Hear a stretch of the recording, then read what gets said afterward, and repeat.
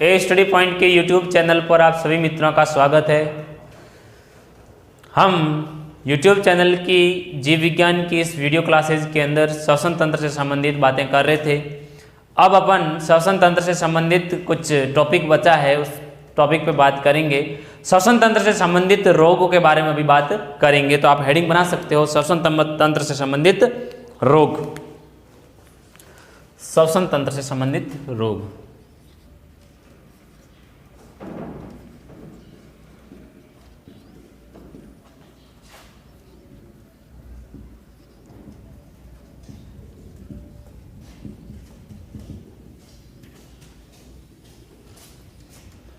श्वसन तंत्र से संबंधित रोग।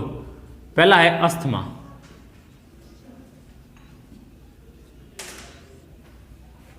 अस्थमा क्या होता है इसके बारे में पढ़ेंगे। अस्थमा मुख्य रूप से एलर्जी की वजह से होने वाला रोग है। क्या है? एलर्जी की वजह से होने वाला रोग है। ये एलर्जन कारकों के द्वारा, एलर्जन कारक क्या होता है? एलर्जी उत्पन्न करने वाले पदार्थ एलर्जन कहलाते हैं।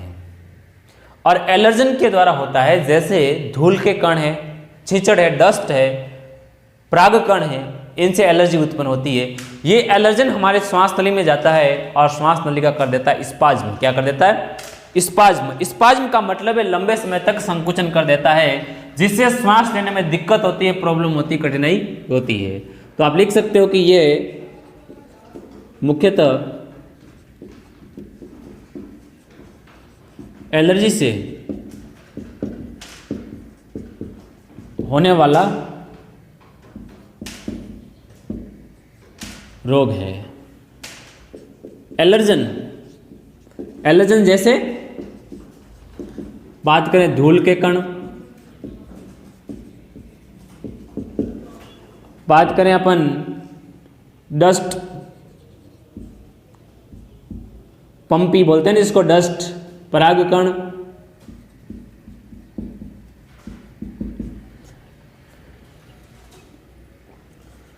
श्वास नली व श्वसनी में पहुंचकर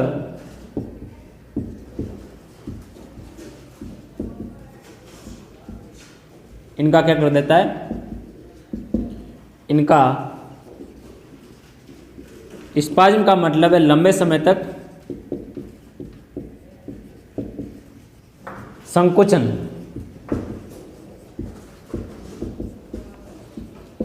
कर देता है। ठीक है, जिससे श्वास लेने में क्या होती है?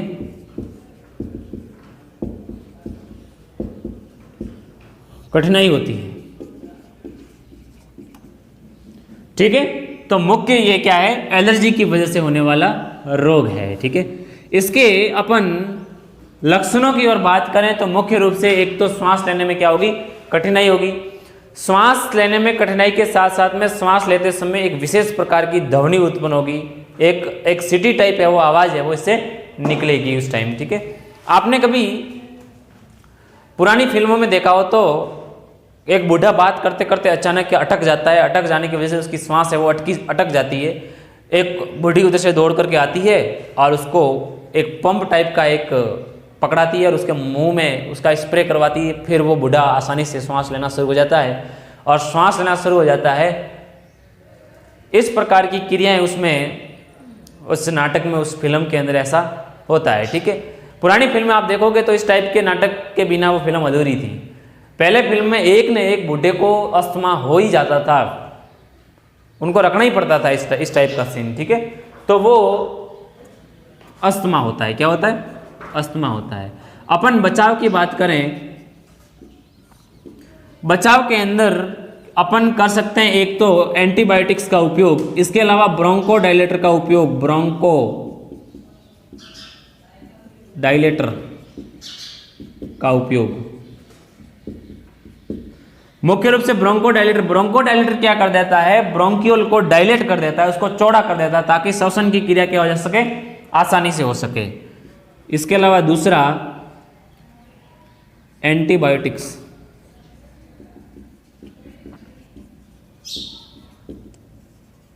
दवाई का उपयोग।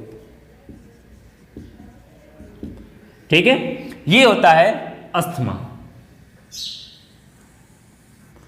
अब अस्थमा के बाद है दूसरा,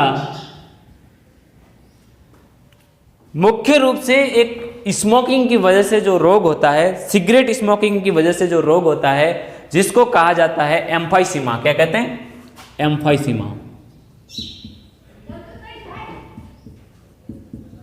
एम्फाइसीमा, ये एम्फाइसीमा का मुख्य कारण क्या है? धूम्रपान है, सिगरेट स्मोकिंग है। क्या है? Cigarette smoking.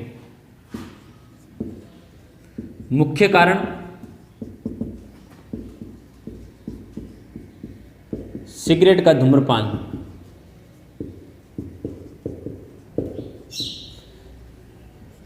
स्मोकिंग की वजह से क्या होता है? स्मोकिंग की वजह से फेफड़ों के अंदर कुपिकाएं और कुपिकाएं प्रभावित होती है। इस एम्फाइसीमा के अंदर मुख्य रूप से प्रभावित होने वाला श्वसन अंग है कौन है? कुपिकाएं है। क्या है? कुपिकाएं। कुपिकाओं के अंदर उसकी आंतरिक सतह क्षेत्रफल क्या हो जाती है? कम हो जाती है। कुपिकाएं प्रभावित होकर के नष्ट होना शुरू हो जाती है। कभी कभार क्या धूम्रपान की वजह से फेफड़ों के अंदर है वो हानिकारक रसायन जाता है निकोटीन, और उसकी वजह से क्या होता है? फेफड़ों का कैंसर भी हो जाता है एम्फाइसीमा के अंदर। हाँ, आप लिख सकते हो कि इसमें मुख्यतः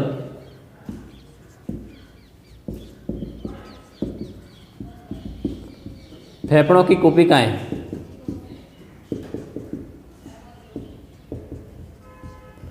प्रभावित होती है। फेफड़ों की कुपिकाएं प्रभावित होती है। ठीक है, जिससे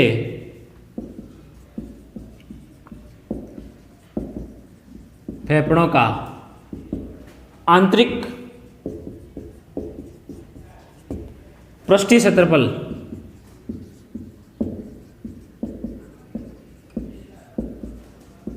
कम हो जाता है। ठीक है, तो ये जो एम्फाइसीमा होता है ये सिगरेट स्मोकिंग की वजह से ऐसा होता है। इसके अंदर है वो पृष्ठीय क्षेत्रफल इसका क्या हो जाता है? कम हो जाता है। इसके बचाव के लिए क्या करना चाहिए? बचाव का केवल एक ही उपाय है कि धूम्रपान, सिगरेट का धूम्रपान नहीं करना चाहिए। ठीक है, तीसरा रोग है व्यावसायिक श्वसन रोग। व्यावसायिक श्वसन रोग। व्यावसायिक मतलब है व्यवसाय से संबंधित है। क्या है? व्यवसाय से संबंधित है। आपने देखा होगा कि अपने यहाँ जोधपुर के आसपास में बड़ी बड़ी पत्थर की खदानें हैं। क्या है? पत्थर की खदानें हैं। इन खदानों में काम करने वाले, पत्थर की खदानों में काम करने वाले श्रमिकों के अंदर होने वाला मुख्य रोग है। इन खदानों में काम करने वाले श्रमिकों के अंदर क्या होता है?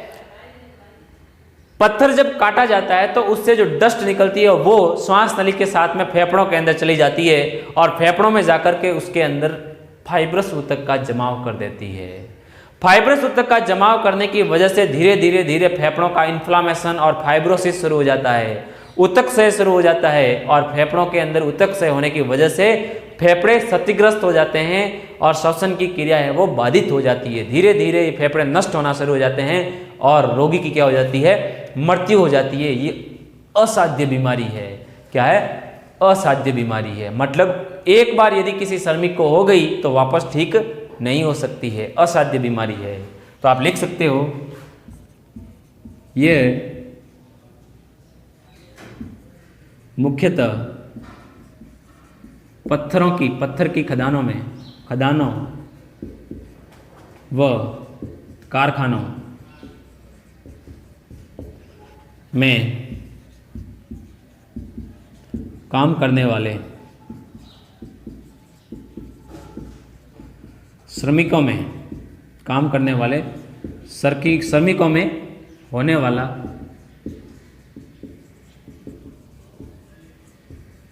प्रमुख रोग है।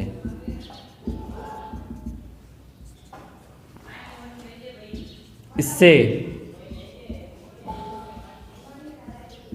पत्थरों की डस्ट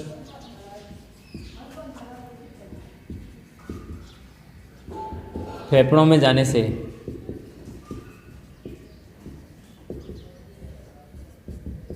फेफड़ों में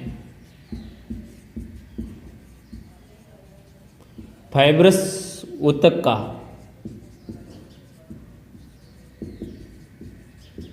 जमाव होने लगता है।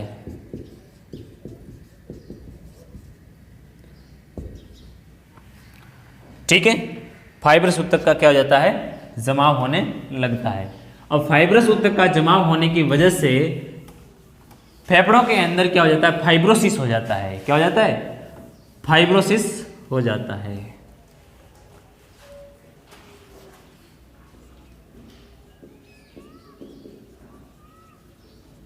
फाइब्रस ऊतक के जमाव के कारण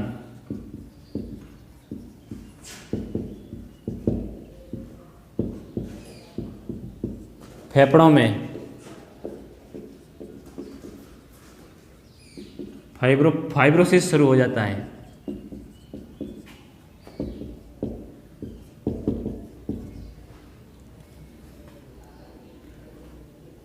ठीक है, फेफड़ों में फाइब्रोसिस शुरू हो जाता है और वो नष्ट होना शुरू हो जाते हैं। ठीक है, अब इसका बचाव, इसका कोई इलाज नहीं है, केवल और केवल बचाव किया जा सकता है। बचाव करने के लिए श्रमिकों को क्या किया जाता है, काम करते वक्त मुंह पर मास्क लगाने, मुंह और नाक पर मास्क लगाने की सलाह दी जाती है, ताकि मास्क की वजह से छोटे छोटे पत्थरों के कण हैं वो शरीर में प्रवेश नहीं कर पाए। यह एक असाध्य, मतलब कभी ठीक नहीं होने वाली असाध्य बीमारी है। इसमें इसके बचाव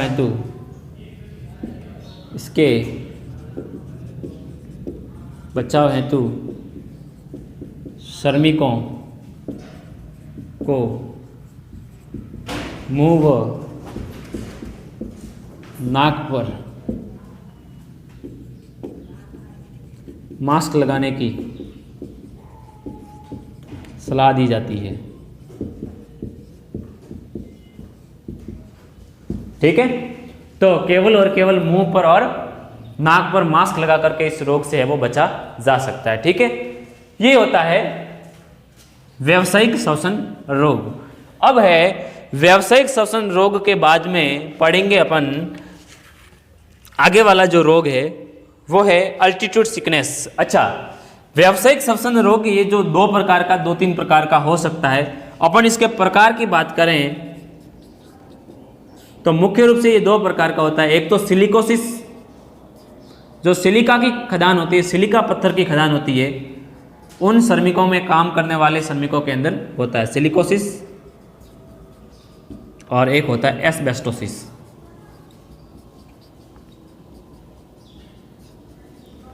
एस्बेस्टस की खदान में काम करने वाले और ये सिलिका की खदान में काम करने वालों के अंदर ये होता है। ठीक है, इनको सम्मिलित रूप से क्या कहते हैं, व्यावसायिक श्वसन रोग।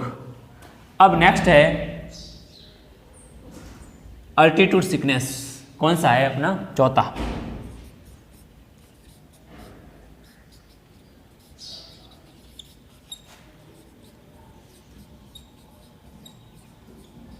Altitude sickness. देखो अल्टीट्यूड सिकनेस क्या होता है, ध्यान से सुनिए। ये अल्टीट्यूड सिकनेस मैदानी इलाकों से पर्वतीय इलाकों के अंदर जाने वाले लोगों के अंदर होता है। यदि आप मैदानी इलाकों में लंबे समय से रह रहे हो, मैदानी इलाकों के अंदर ऑक्सीजन का वायु दाब या ऑक्सीजन का आंशिक दाब अधिक होता है, और मैदानी इलाकों से पत्थर वाले इलाकों में या पर्वतीय क्षेत्रों में ऊपर की ओर जाने पर ऑक्सीजन का आंशिक दाब क्या हो जाता है, कम हो जाता है। और कम हो जाने की वजह से जो प्रभाव होता है वो अल्टीट्यूड सिकनेस कहलाता है। क्या कहलाता है, अल्टीट्यूड सिकनेस कहलाता है। ये मैदानी क्षेत्रों से पर्वतीय क्षेत्रों में जाने वाले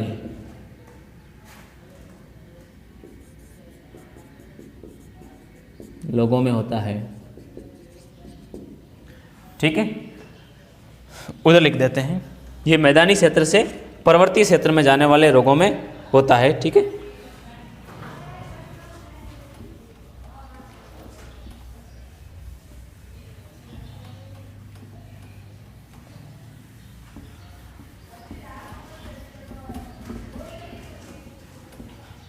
आगे देखो,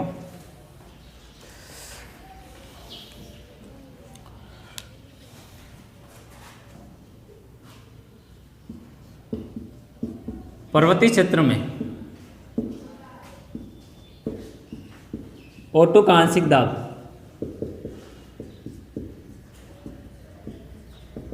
दाब कम होने के कारण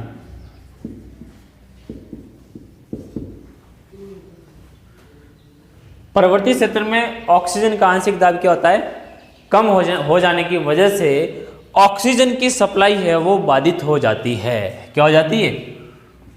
O2 की सप्लाई बाधित हो जाती है। यहाँ आप ले सकते हो कि उसके कारण हीमोग्लोबिन के साथ में ऑक्सीजन की बंधुता कम हो जाती है, ऐसे भी लिख सकते हो। हीमोग्लोबिन के साथ O2 की बंधुता कम हो जाती है। अब हीमोग्लोबिन के साथ में ऑक्सीजन की बंधुता कम हो गई, क्या हो गई? कम हो गई है, तो ऑक्सीजन की सप्लाई है वो ऊतकों की तरफ क्या हो जाएगी? बाधित हो जाएगी। ऊतकों की तरफ ऑक्सीजन बाधित हो जाएगी तो शरीर के अंदर ऑक्सीजन की क्या हो जाएगी? कमी हो जाएगी। ठीक है, तो इस समय क्या किया जाता है, इस कमी को पूरा करने के लिए हीमोग्लोबिन क्या कर देता है, रक्त के अंदर, रक्त क्या करता है, आरबीसी होती है रक्त में अपने, ये आरबीसी अपनी संख्या में क्या कर देती है? बढ़ोतरी कर देती है। यानी कि ये लगातार विभाजित होकर के अपनी संख्या को क्या कर देती है? बढ़ा देती है। यहाँ पर बहुत सारे लोग कहते हैं कि ये अपने आकार में बढ़ोतरी कर देती है। नहीं, बिल्कुल गलत है, ये आकार में नहीं बढ़ाती है। ऊपर की तरफ जाने पर ये लगातार विभाजन कर करके अपनी संख्या को क्या कर देती है? बढ़ा देती है। और संख्या को बढ़ाती है तो उससे अधिक मात्रा में ऑक्सीजन जुड़ सके, और अधिक मात्रा में ऑक्सीजन जोड़ने के बाद में अधिक मात्रा में ऊतकों की तरफ ऑक्सीजन को लेकर के जा सके। ठीक है, तो देखो हीमोग्लोबिन, यहाँ चलो रक्त ऐसे लिखो, रक्त में आरबीसी लगातार अपनी संख्या में वृद्धि करती है। क्या करती है? संख्या में वृद्धि कर अधिक O2 सप्लाई को प्रेरित करती है। या अत्यधिक O2 सप्लाई को प्रेरित करती है। ठीक है, लिख दो। तथा ऊतकों की तरफ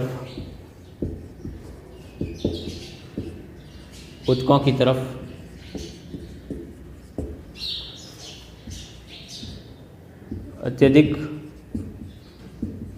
O2 परिवहन करने का कार्य करती है। तो ये केवल और केवल, अच्छा, ऊपरी क्षेत्र, प्रवृत्ति क्षेत्र में जाते हैं तो O2 का आंशिक दाब क्या हो जाता है? कम हो जाता है। क्या हो जाता है? आंशिक दाब कम हो जाने की वजह से ऐसा होता है। और आंशिक दाब कम होने की वजह से आरबीसी क्या करती है? अपनी संख्या में लगातार वृद्धि कर देती है, विभाजित होकर के संख्या में वृद्धि कर देती है, जिससे अत्यधिक O2 के जुड़ सके, और O2 जुड़ने की वजह से अत्यधिक O2 को परिवहन कर सके। कहाँ तक? ऊतकों के अंदर परिवहन कर सके। ये क्या कहलाता है? अल्टीट्यूड सिकनेस कहलाता है। ठीक है, अब है अगला जो अपना रोग है वो है को पॉइजनिंग। क्या है? को पॉइजनिंग। अल्टीट्यूड सिकनेस के अलावा एक और रोग होता है, डीकम्प्रेशन सिकनेस भी होता है। क्या होता है?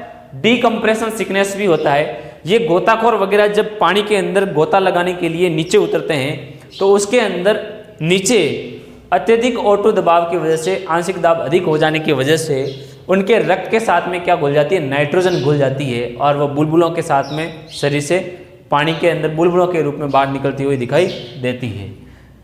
इसलिए गोताखोरों को ऑक्सीजन टैंक साथ में लेकर के जाने के साथ साथ उसके आंशिक ऑक्सीजन के आंशिक दबाव को भी नियंत्रित करने की टेक्निक उसके अंदर होती है। ठीक है, अब है अपन नेक्स्ट जो अपना है वो को पॉइजनिंग। क्या है?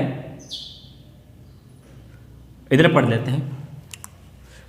को पॉइजनिंग, इसको मिटा रहा हूं मैं।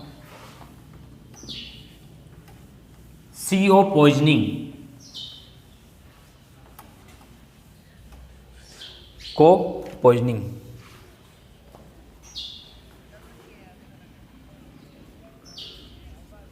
पांच बार होगा।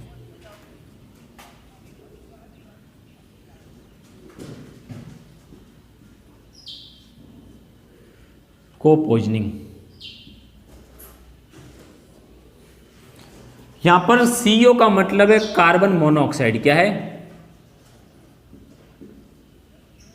मोनो ऑक्साइड है। क्या है?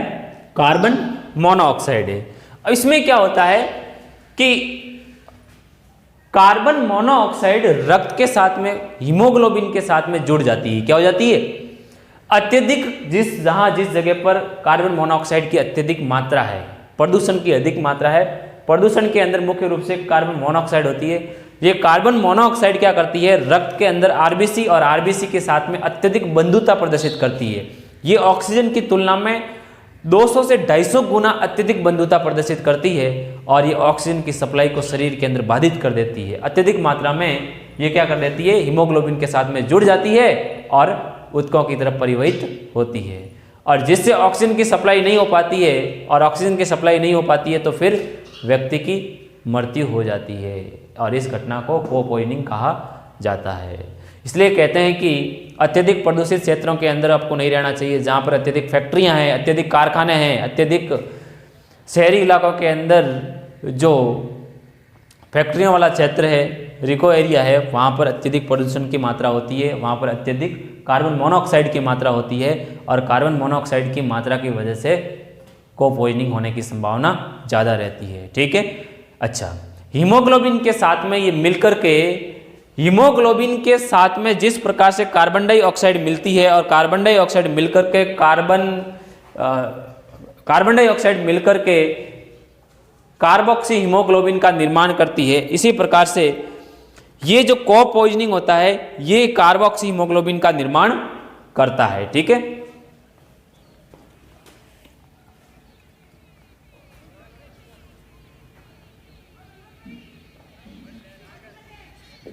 इसलिए को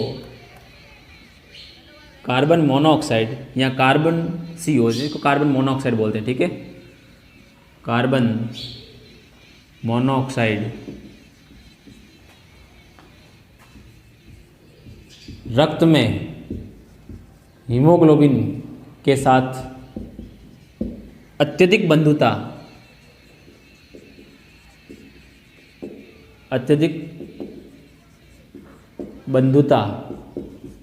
O2 की तुलना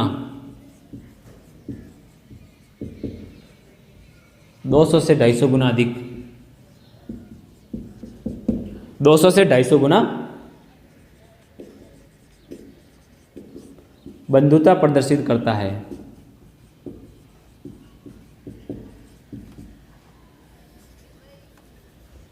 बंधुता प्रदर्शित करता है तो क्या कर देता है? ये O2 ये आरबीसी में हीमोग्लोबिन के साथ मिलकर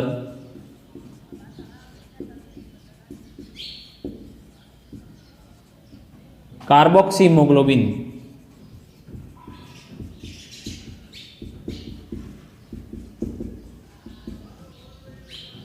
हीमोग्लोबिन का निर्माण कर देता है।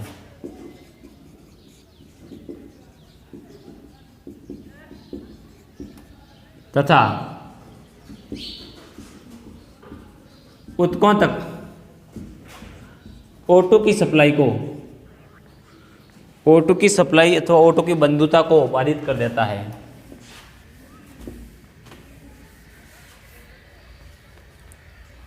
O2 की आपूर्ति